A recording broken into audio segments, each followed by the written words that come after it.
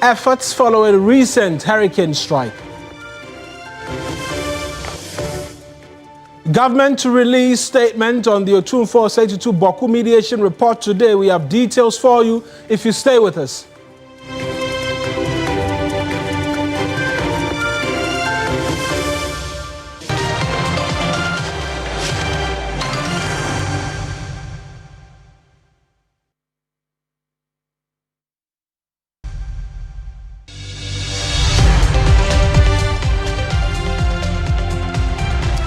A pleasure that you could join us this afternoon here on News Central. The bulletin starts in a minute.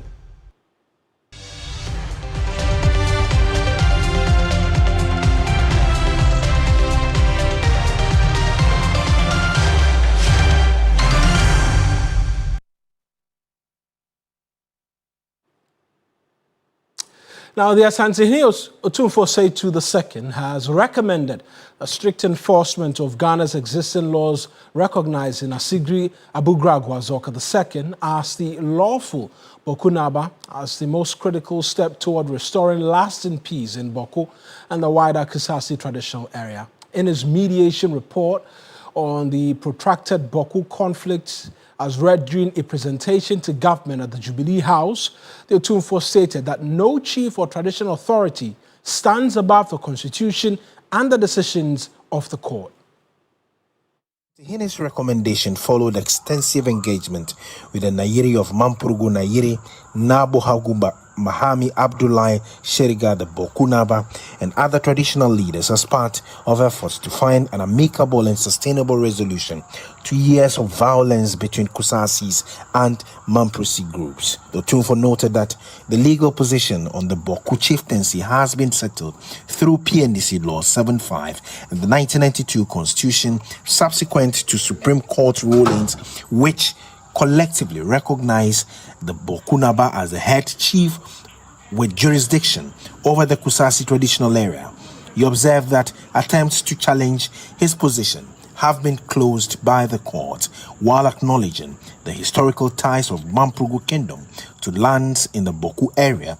The Asantehene said the present legal realities make it untenable to pursue arrangements that contradict settled law, particularly regarding claims to the Boku skin. Boku was mentioned in the proposed terms of settlement of the Nairi as one of the towns that the Mampusi wanted to be given to the Nairi. Unfortunately, the law as it stands now makes Asigri Abugragwa Azoka the lawful chief of Boku, and so it is impossible legally to do any such thing in this mediation exercise. On the question of Boku town, I have taken the position that the established tradition since 1931 thereabout is that the person who is Bokunaba has the entire Kusasi area. The Asantehene, however, maintained that any concession must align with the law and respect existing legal authority. By law and the declarations of the Supreme Court of Ghana, Asigri Abugragwa Azoka is a Bokunaba, and there cannot be any rival residing in Boku claiming otherwise. I have impressed upon my brother the Nairi to accept that recognition by law in appreciation of the enduring brotherhood that has existed between our two kingdoms in order to ensure lasting peace and eliminate the national and international security threats that my brother himself is so concerned about. I have been candid with my brother the Nairi that the purported enskinment of Mr. Seydou Abagari as Bokunaba cannot stand. He further warned that failure to enforce the lawful status of the Bokunaba continues to fuel insecurity in the area, describing the conflict as a growing security concern. The president, Mahama, on his side, says his government will see to a full implementation of the recommendations. Teachers refuse to be posted there, doctors refuse to be posted there, civil servants are leaving. We're doing national service postings, and we have suspended posting national service men and women to Boku because we cannot guarantee their safety. And so I'm pleased that Otumfuo's mediation has come to an end and that he has presented a report, and I can assure him that government would look at this report and within the next 24 hours, government will issue a statement. Chief of Staff.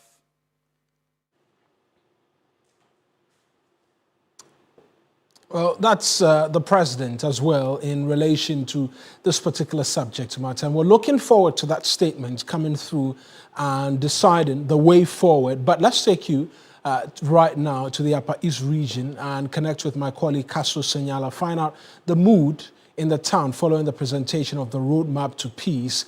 Castro, what have you heard from your sources about the situation in Bawku and peace prevailing? Right now, I can report that Bawku is very calm at the moment. Since from last night to today, I have received information that Bawku is very calm.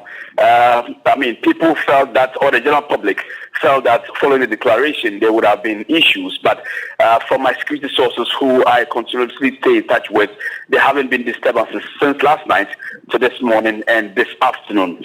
I was with the military in Bawku 2 days ago, and the area is generally calm and peaceful. There haven't been any issues whatsoever, except that I can report that the tensions are very high in the Bawku municipality, especially following the declaration yesterday, which we saw and we heard about. But there hasn't been any issue whatsoever, and I can report that people are going about their activities in their municipality. And the entire Bawku general area and Benue areas, people are going about their activities. Mawuena, let me also add that the military is continuing its efforts.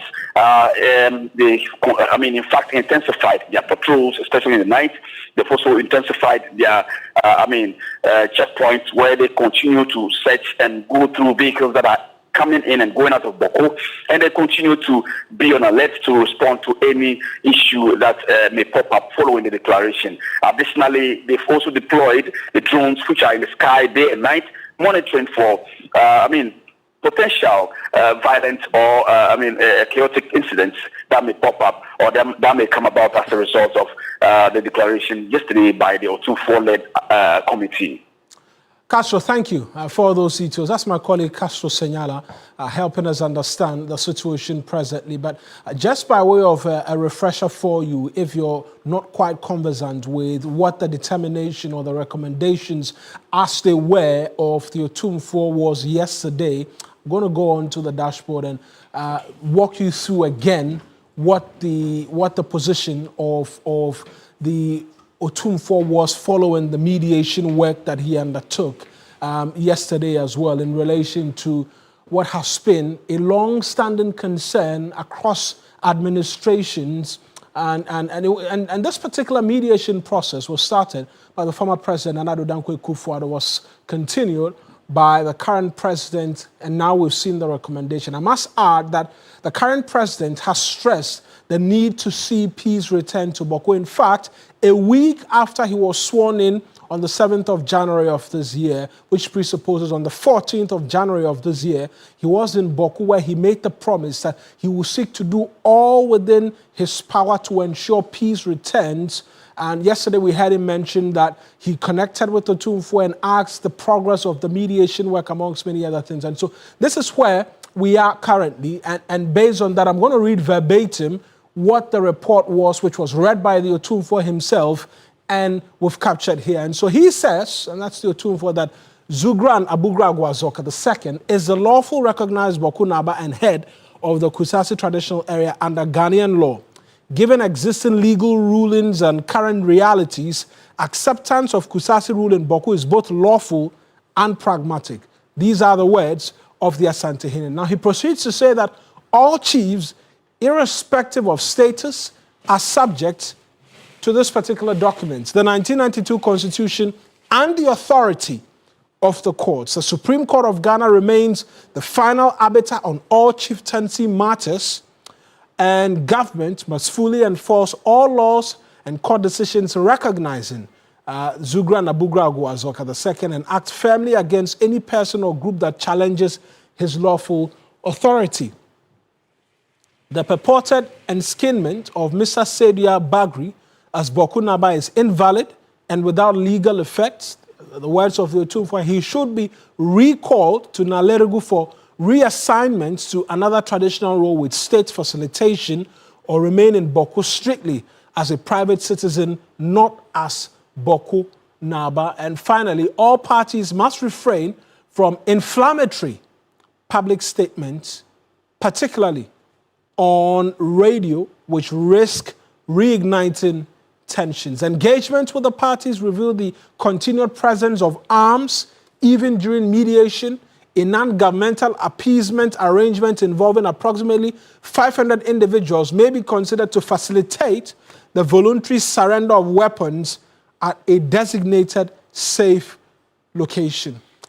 Those are the words of the Otumfuo. We can now speak to Senior Research Fellow at the Kofi Annan International Peacekeeping and Training Center, Dr. Victor Doke. He's also a security analyst, on what it is that we've made of everything. Doc, I appreciate you joining us this afternoon. Your thoughts on these recommendations by the Asantehene and the expectations on the government going forward? Right, thank you, Mawuena. As a point of correction, I'm a lecturer at the Kofi Annan International Peacekeeping Training Center. That's that. Okay, right. No senior attached. Not yet. Okay, thank you. So I think with regards to the recommendations, they are very, the second has spoken, and then giving the recommendations, what he has ascertained, listening to the two sides, and having presented the overall interest, needs, and wants, describe the situations, given your verdict, the king has now come out with what he thinks are recommendations for the government to act on. So let's bear in mind that in such situations, when there are recommendations, the institute or agency that has the mandate to implement could decide to or not to. So it's two ways. But in this case, the king, with all the strict and oral passwords, pleaded with the government to see to it that these recommendations are implemented. So it's very key that the government takes into cognizance the fact that the king's reputation is at stake. If this recommendation is to work, or some will be neglected. But to rule out all these recommendations from means that if opinion has been taken into consideration and the respect that has been accorded him. So that is what the central government must do. Implement recommendation, not leaving one that they seem to have, whether it favors them or not. But in this case, for most of us, people in this case want to see finality to the issue. So the recommendations, most of it are reasonable, and I agree with most of the recommendations. We've heard the recommendations, but talk to us about the importance that must be attached to the reconciliation part of all of this towards moving the entire enclave to peace. Because we've seen or we've heard the Otumfuo stress that there's a need for reconciliation, and he's willing to, or he's ready to lead that. How important is government coming in as well in being a part of this reconciliation effort? Yeah, government comes in with regards to putting together resources is very vital. Apart from the resources that is needed, each agency would have a role to play, and that forms the stakeholders. And in this particular instance, we're talking about reconciliation. It's not only the main actors, you need external actors such as government, each agency, civil society organizations, grassroots organizations, all coming together for this comprehensive reconciliation. And so there would be a roadmap drawn with regards to how the reconciliation should go or come about. And you wouldn't just have a reconciliation based on just rhetoric, but actionable such as what exactly would be done. Traditional reconciliation approaches would have to be considered. And here they can look at the Boku Inter-Ethnic Peace Committee, using that committee, revamping the committee, resourcing the committee, reinstituting the membership including more women in that membership, because we know the role women play in that building, and then making the civil society focal when it comes to peace building activities in the area. So it is very key that they consider all these things, but most importantly, the resources that the government will have to provide for National Peace Council, for the state security agencies and whatnot, Small Arms Commission, with regards to getting the arms out of the area, peace building activities being led by National Peace Council through the civil society organization. It is very key. Right. I'm sure we will await the government's statement a lot later today, and then we'll see where it takes all of us in terms of our efforts in bringing peace to Boko. But I appreciate you, Doc, for speaking to us this afternoon. Right. Thank you very much. That's Dr. Victor Doke. He's a lecturer at the Kofi Annan International Peacekeeping and Training Center, and also a security analyst, joining us this afternoon in relation to the conversation about returning peace to the township of Boko and what will be done in that regard as well. Now, the Ashanti Regional Intelligence Directorate has arrested a 7 military officer in Kumasi for allegedly attempting to sell high-powered firearms and ammunition. The suspect, identified as Warrant Officer Class 2 David Kofi Brew of the 4th Battalion of Infantry, Kumasi, was arrested on December 16 at the Bekwai Shell Filling Station while attempting to hand over the weapons to an undercover agent. According to the Ashanti South PID, the suspect was found in possession of a TMM-22 assault rifle, a pistol, GX2 pistol, and a large quantity of ammunition, including 99 rounds for the assault rifle and 100 rounds for the pistol, together with multiple magazines. Investigations revealed that the arrest followed intelligence gathered on the activities of individuals supplying firearms to criminal elements within Obuasi and surrounding communities. Acting on the intelligence, officers engaged the suspect, who allegedly indicated his ability to supply various weapons to them. And I'm sure it's a subject matter that will be of interest, and we'll follow through and bring you details of.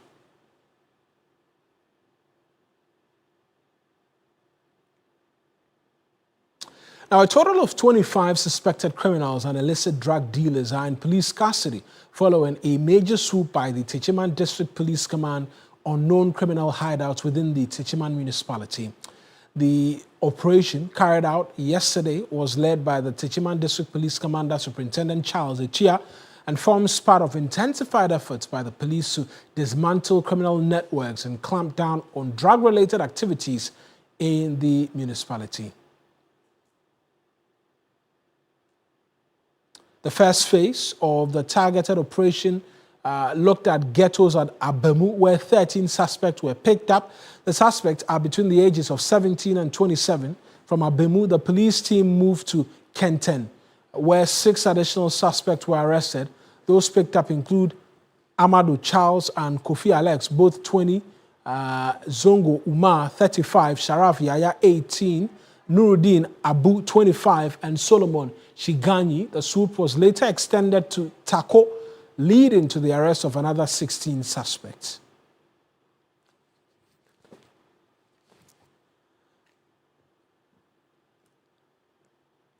Let's take you to Parliament right now, because there is quite the interest in relation to Ghana's latest mining agreement that has to do with the lithium deal. Christian Yali is in Parliament for us. We know there's been quite the concern after the government tabled a newer arrangement or a new agreement which was seeking to hand us 5% royalty. That came under a barrage of criticism, and subsequently, following meetings by the president with some CSO groupings, the agreement was withdrawn from Parliament. But it does appear it's come back on the floor of the House for some debate. Let's go to Christian Yali right now for some details as to exactly what's playing out on the floor of the House. Christian, talk to us. What's happening?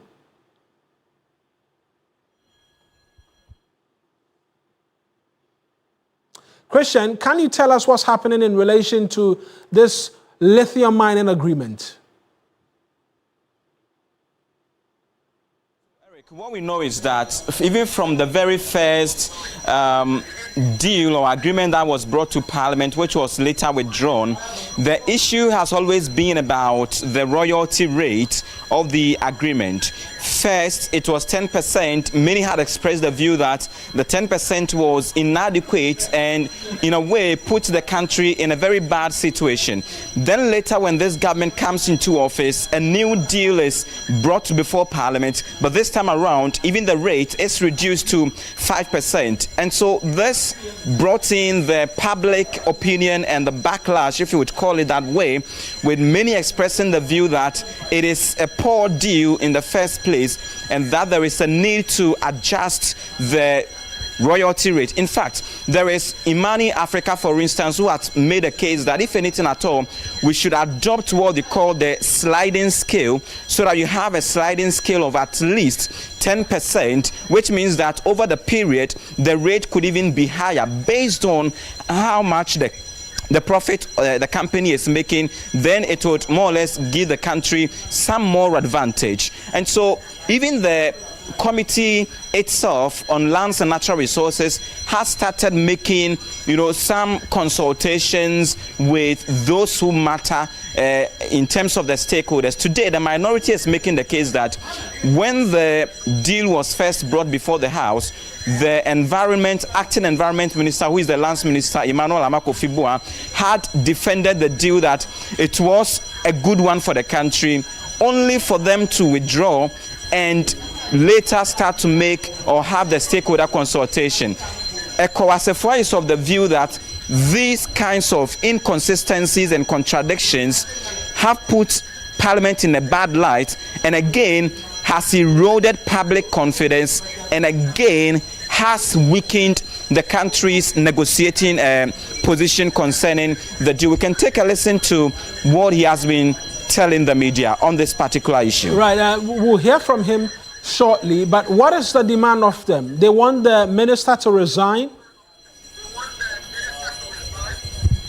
Exactly, they want the minister to resign because they are of the view that in any quote-unquote serious democracy, when a minister commits such blunder, so to speak, they would honorably resign on their own accord without being told to do so. Now, the argument is that the acting environment minister has been handling this case in an erratic manner. That is the exact words that ECOWAS uses, that his erratic handling of the lithium mining agreement is one that has, brought about all of these inconsistencies. First, you defend it, and then later, when the CSOs attack you, you then withdraw it and start stakeholder engagement. And so, in the midst of all of this, he should resign. That is what he is saying. Right then, Chris. We'll hear from Echo Vincent Asifua when that is ready. But on the floor of the House today, what are we to expect? And I can hear that bell sounding loudly to suggest that MPs are to make their way onto the chamber.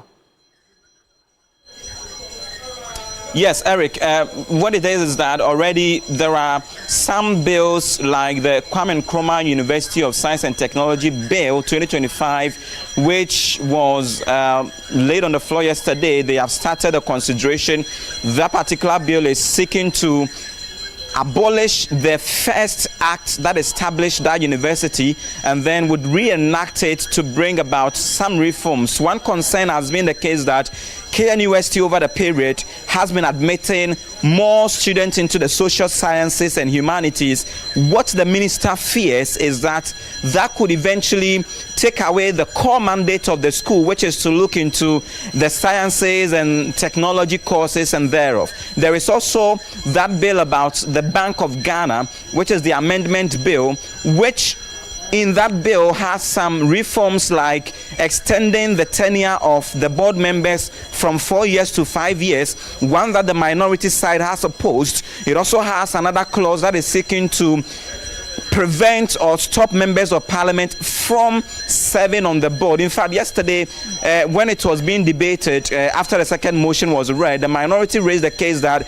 it would weaken the Bank of Ghana, and especially what they call the oversight responsibility of parliament over the BOG. And so those bills would be brought back again, plus a number of estimates that should be looked at before the appropriation bill is eventually passed, and the House would go on recess on Friday.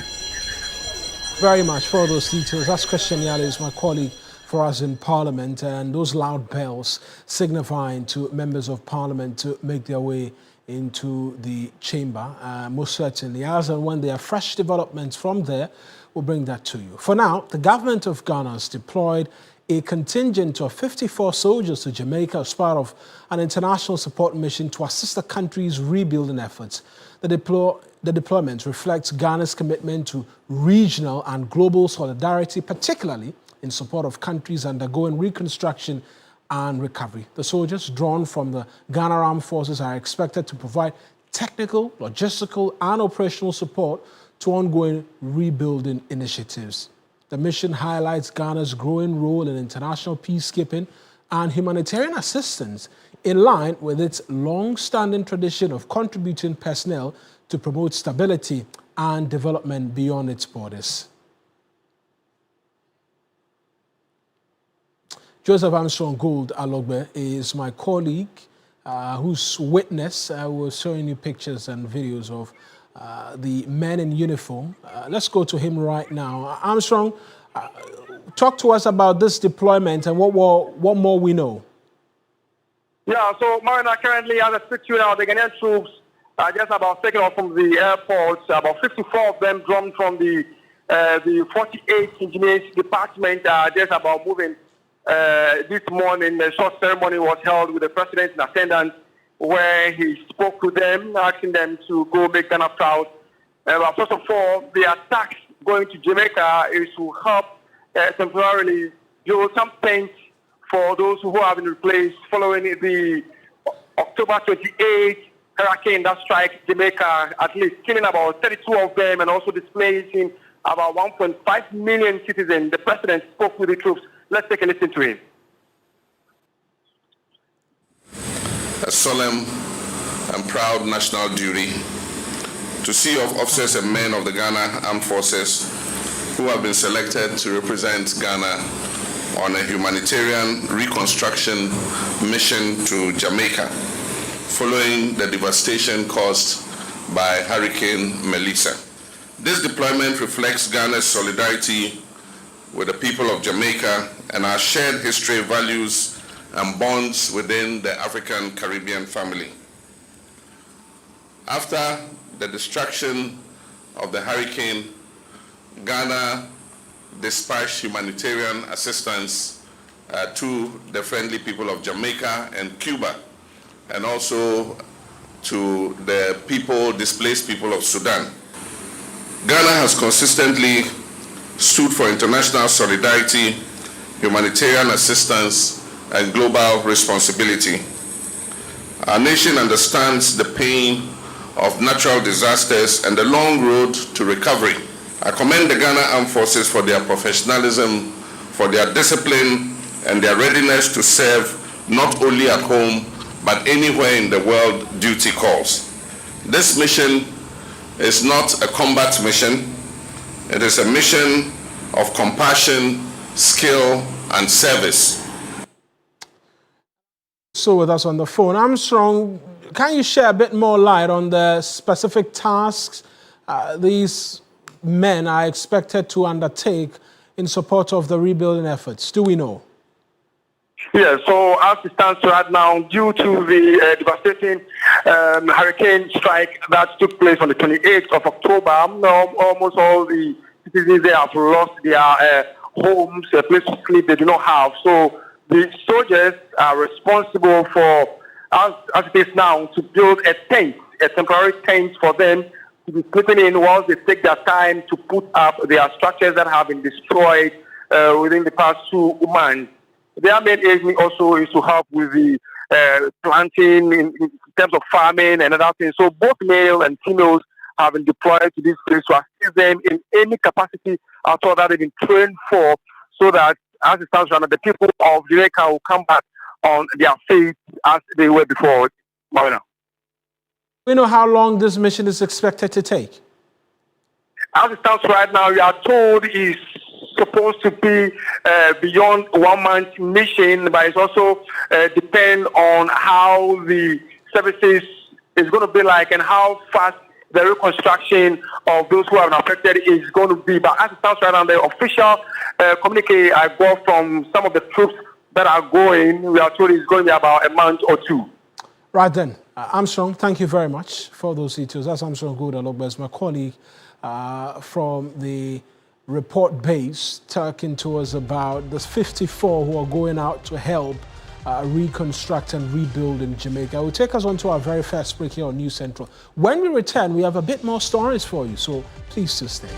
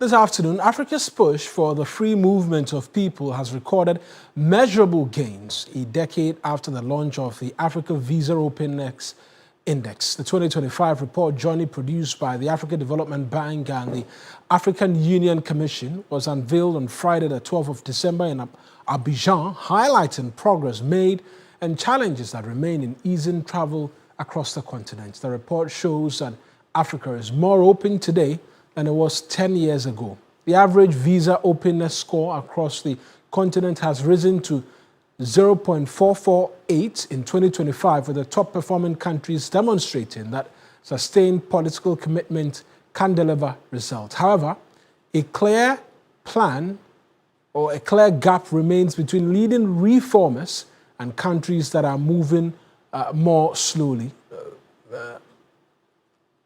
Let's get on to Zoom now and speak to the director of AFDB's Regional Integration Office, Dr. Joy Kategewa, for more on how African countries are embracing the no visa policy on the continent. Doc, can you explain to us what concrete policy levers can be used to move countries from commitment to actual implementation of visa-free regimes? Thank you very much, Mawuena, for having me today. First, there has been progress, as you've rightly pointed out, but much too slow. Much more is needed. 28% of intra-African travel being visa-free is progress, but it's not sufficient. And therefore, indeed, policy levers are critical. What can the bank do? The first is to continue investing in the infrastructure of integration, the road, the rail, the ICT infrastructure, the airports, and also SATEM, which is the single African air transport market. Investing in that infrastructure is extremely important because it creates the base for facilitating. The second one is to look at the particular pain points that countries have in creating the systems of trust and confidence and investing in making available financing that can allow for countries to fill those gaps. I think the third piece is really continuing on this journey of data-driven analysis that can inform the right policy choices for countries. Of course, we must not stop advocating for ratification of the Free Movement Protocol on the African Continental Free Trade Area. Right. But this report highlights as well a gap of some sort between the top performers and the rest of the continent. What explains this uneven pace of reform, and can peer pressure or regional blocs be better used to bring slower moving countries on board?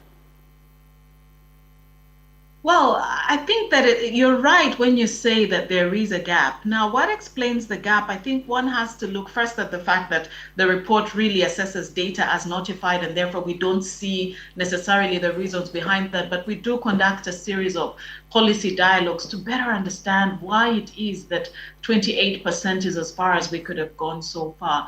And there you see countries, even those that have done well, not having a linear move, but really contending with multiple issues. Some could bring it down to jobs and the fear of loss. Others could bring it down to questions around fragility and trying to manage for that. But what we also see is that the countries that have managed to give visa-free Africa benefit a lot, not just from tourism, but conference tourism, skills circulation, investment, and so on and so forth. So the regional economic communities can play a role.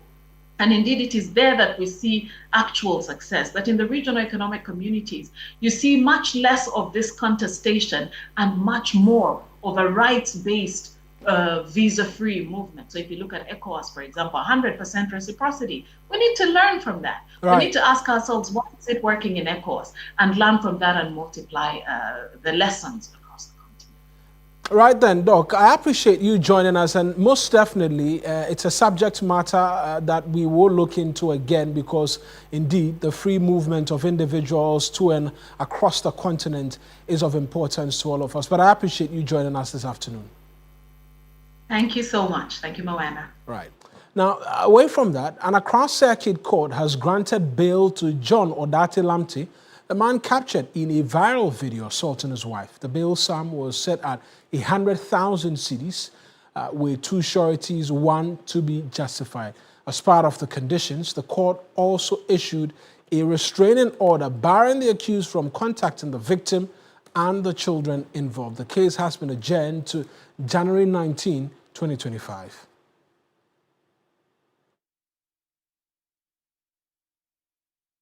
The Domestic Violence and Victim Support Unit, DOVSU, Circuit Court has granted a 30,000 cedis bail with two sureties to Aishetu Zakari after she pleaded not guilty to a charge of causing harm to a 7-year-old.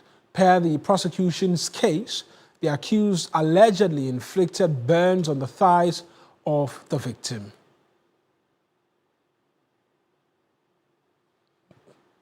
A pupil of Guardians International School went to live with the accused following the death of her aunt.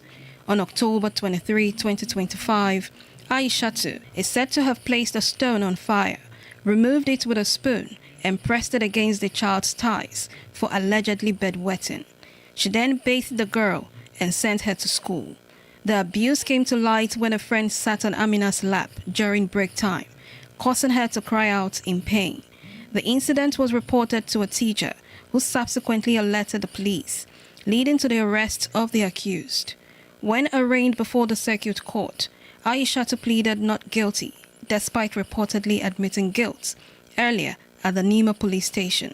She was granted bail 30,000 with two sureties, and I think we are appearing our next on the 16th of January. The victim, who is Amina, will now be moved from the police custody to the maternal custody. So now the girl will be transferred to the mother.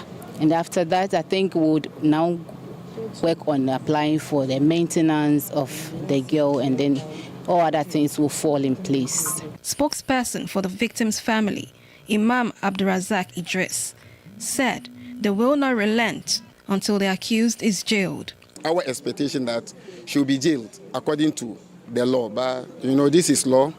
So since they give us another day, we'll be happy to come back, inshallah, to see how it goes. Amina's aunt also raised concerns over the absence of her father since the incident occurred. Supporters of Amina seeking justice thronged the court wearing branded T-shirts with the inscription, "We want justice." Justice for Amina.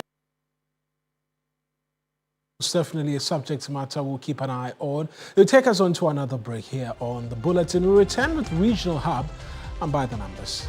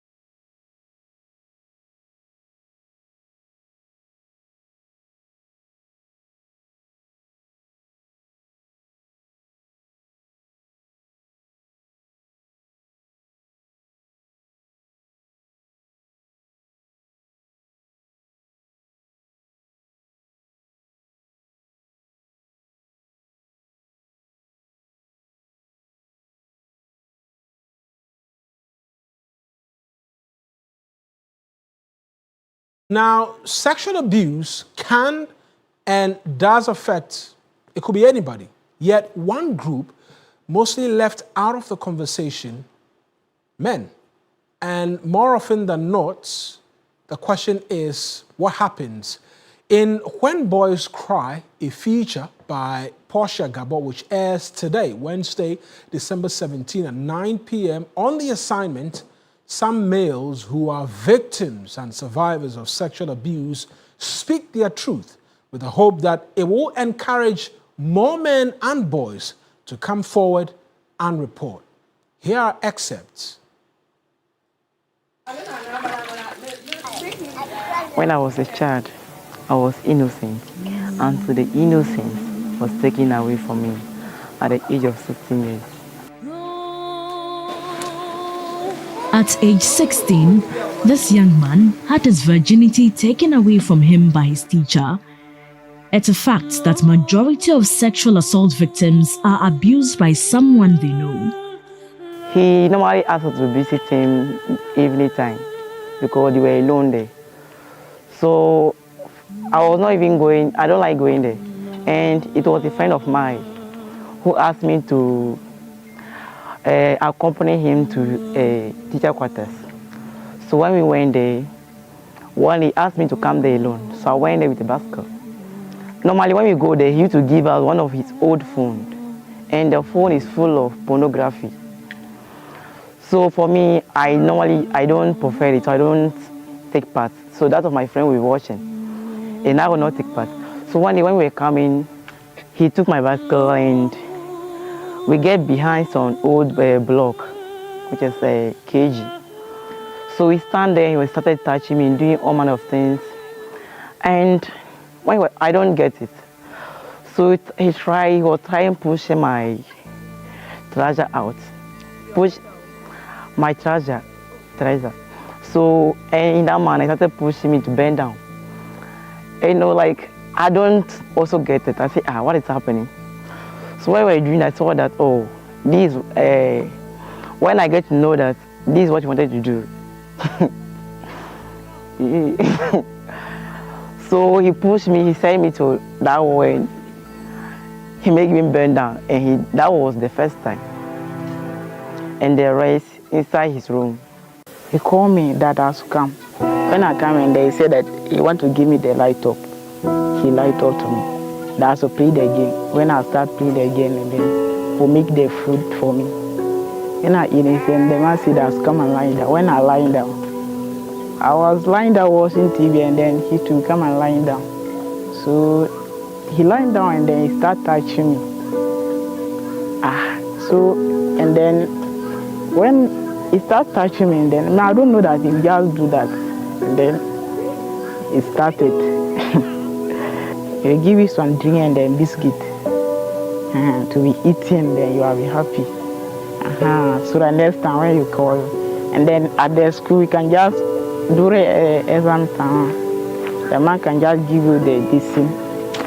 So I'm laying up so that you will write him.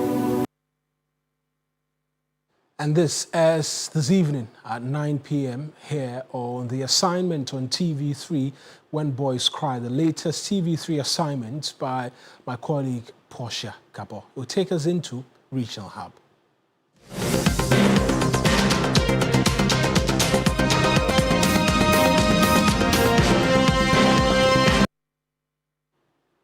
Now, this afternoon, the Paga border in the Upper East region is expected to record faster clearance of transit and export trucks following the introduction of overtime operations by custom officers. This comes after congestion at the Tema Harbour and delays along the transit corridor led to a backlog of vehicles bound for Burkina Faso. The Ghana Revenue Authority's Customs Division has therefore begun working until midnight as part of government's 24-hour economy agenda to improve trade facilitation and decongest the Tema Harbour.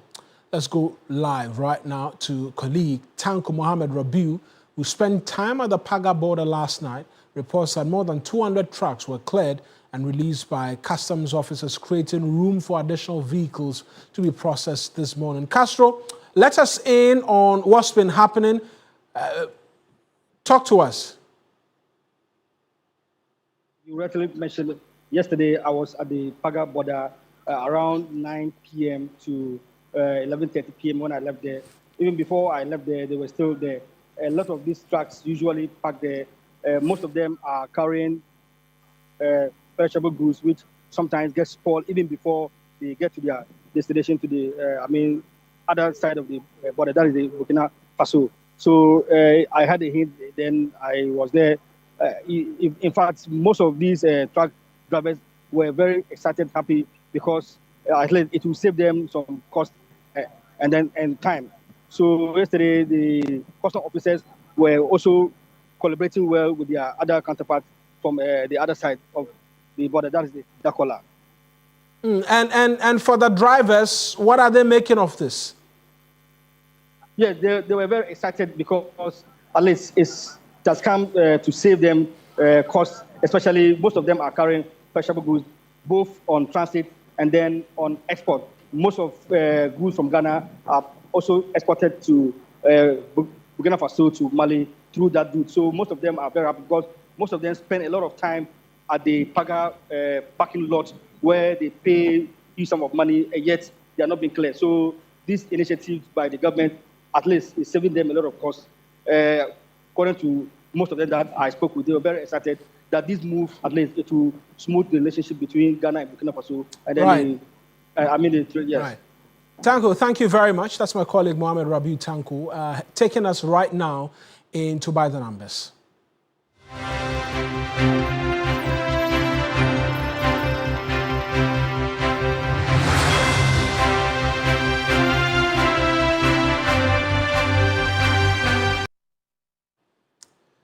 Now, Ghana's lithium deal has been pulled from Parliament following heated dispute over revenue, legality, and national interest, sparked by the government's decision to reduce the state's royalty on lithium mining from 10% to 5%. At the center of the controversy is the Ewoya lithium project in the central region, Ghana's first commercial lithium mine. The agreement was negotiated with Barari DV Ghana Limited, a subsidiary of Atlantic Lithium. The original deal reached in 2023 set a 10% royalty reflecting government's position at the time that lithium is a strategic mineral and should attract higher returns for the state. That position later changed. Under the current NDC administration, the agreement was revised, cutting the royalty to 5%. Government explained that the revision was necessary to comply with the Minerals and Mining Act, which pegs royalties at 5%, warning that maintaining a higher rate without amending the law could expose the state to legal risks.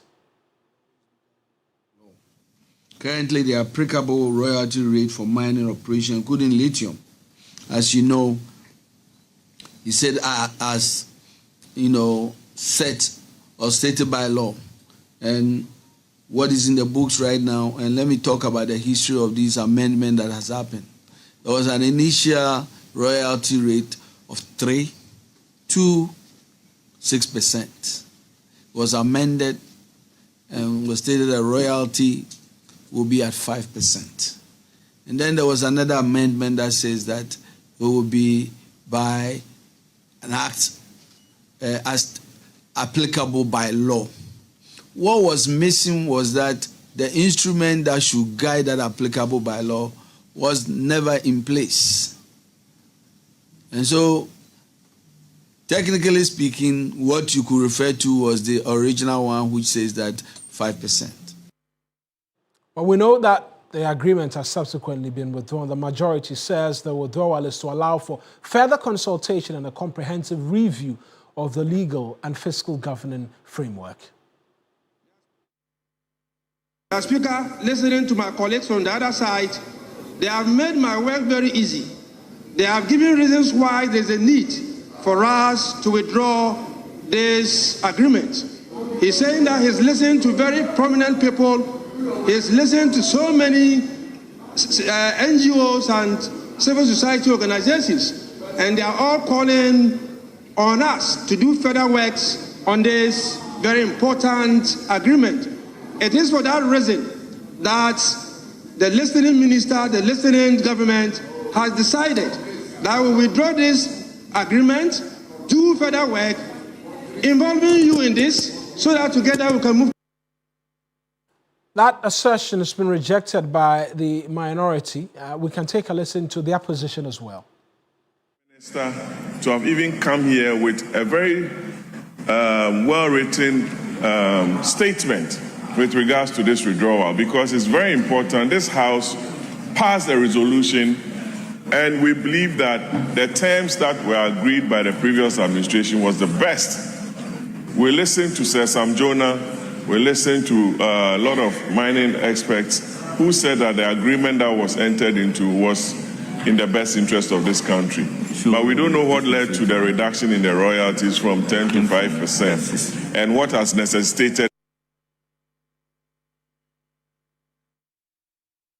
Let's try and walk you through quickly, very quickly, because we don't have a lot of time today, but we're just going to walk you through what the situation is in relation to this lithium agreement. And so we know the commercial quantities of lithium was discovered in 2018 at Ewoya. And since then, there's been a lot of conversations which we've been walking you through. The projected revenue from all of that lithium which was discovered in 2018 is $6.6 billion US. How many years can we possibly mine? Just for 12 years. And that's why there's been a conversation as to us getting a lot in terms of value for money. Initially, we had negotiated 10%, which I spoke to you about. Now we're at 5%, something a lot of people were not pleased with. Reason why we're seeing it withdrawal from Parliament and subsequently for consultation. And so all throughout, this is a trajectory we've been on. 2017 was when exploration and discovery started. And we're here right now, 2025. Withdrawn, further interrogation. We know right now even the minority says that, look, the entire movement in terms of the government initial defense of the agreement, reducing the royalties from 5% down from the 10% we were at initially to 5% and subsequently withdrawing it is basis enough for the minister to resign. What do you make of it is a question that we're asking, but most certainly a lot of people say that we need to get a bit more in terms of our royalties. But that's our bulletin for you this afternoon, which came to you from our studios here on the John Hammond Street. We're back again tomorrow with another edition of News Central. I am Mawuena Egbeta Kemini. Thanks for watching.